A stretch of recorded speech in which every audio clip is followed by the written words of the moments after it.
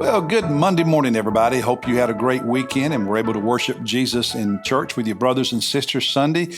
If you were not, please visit our website and watch one of the live stream services from yesterday. Today, we continue our journey through the book of Ecclesiastes. We are in chapter 11. And reading this chapter, I was reminded of the Proverbs because it has that feel to it. Several, just a few wise sayings, statements of wisdom, if you will, or admonition, especially for young adults. And some of the ones that spoke to me in different ways, I'll share with you. The first is found in chapter 11, verse 2, where he says, "Divide your portion to 7 or even to 8, for you do not know what misfortune may occur on the earth." Basically, he's admonishing everyone to save and prepare for what is coming that you don't know is coming.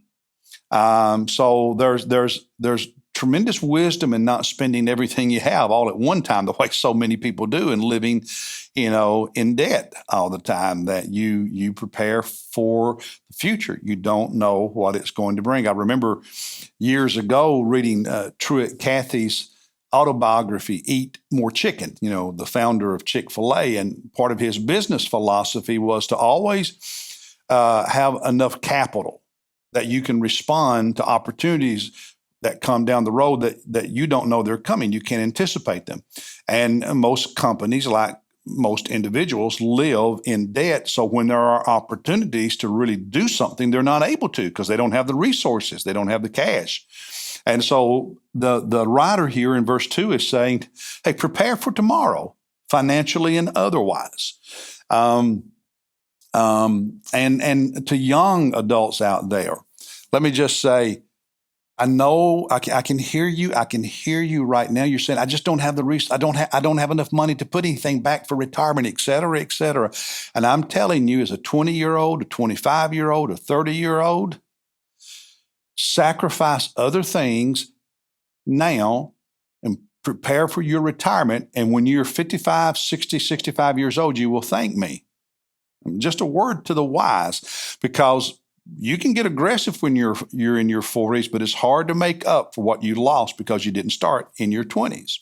All right, enough on that. Verse 5 also spoke to me, where he said, "Just as you do not know the path of the wind and how bones are formed in the womb of the pregnant woman, so you do not know the activity of God who makes all things." Now, medically, you and I today know more than they did, 2,500 years ago. But there's still a lot we don't know about the human body, about the universe. And what he's saying is, just as it is impossible for us to understand everything about the body, about the universe, it's impossible for any of us to understand everything about God and his purposes and his ways of accomplishing his purposes. And if you're the kind of person that has to understand everything and all the details, you're going to drive yourself nuts. Because here's the reality.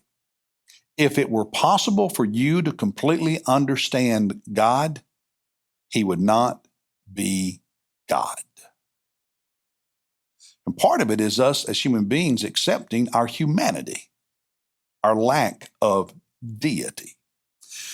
Verse 8 also spoke to me, where he said, "Indeed, if a man should live many years, let him rejoice in them all, and let him remember the days of darkness, for they will be many. Everything that is to come will be futility." In other words, he said, for unless you are alive when Jesus comes back, or you die pretty soon to the time Jesus comes back, your body will spend more time in the grave than you will spend alive on earth. So remember, the darkness is coming, and it's going to last a long time for your body. Therefore, all the days of your life, enjoy them. Don't waste your years. Don't waste your months. Don't waste your days. Enjoy the days of your life, because you'll be dead and in the grave longer than you will be alive on earth. And then the last one that spoke to me is verse 10, where he said, "So Remove grief and anger from your heart and put away pain from your body, because childhood and the prime of life are fleeting. Young adults, don't spend your life. Don't spend your young years. Don't spend your teenage years, your 20s, your 30s. Don't spend those years that in some ways physically are the prime of your life. Do not waste those years in anger, being mad all the time.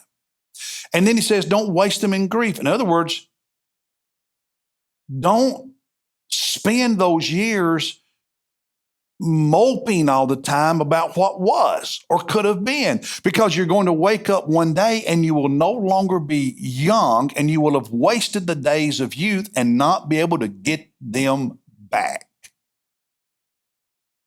Pretty practical advice.